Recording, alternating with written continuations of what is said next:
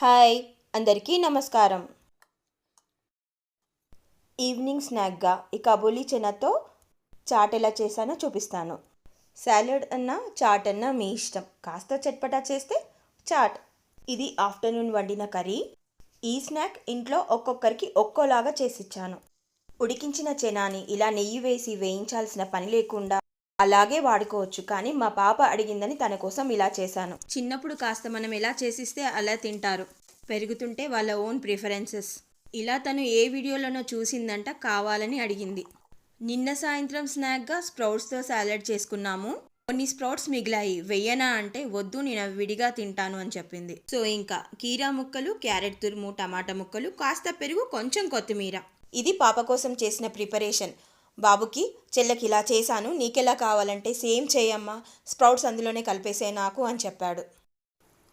ఓం ready అని తీసుకెళ్ళు. మధ్యాహ్నం వండిన ఆలుగడ్డ, క్యారెట్, టమాటా కాంబినేషన్లో కర్రీ నా కోసం ప్రిపరేషన్లో యాడ్ చేసుకున్నాను.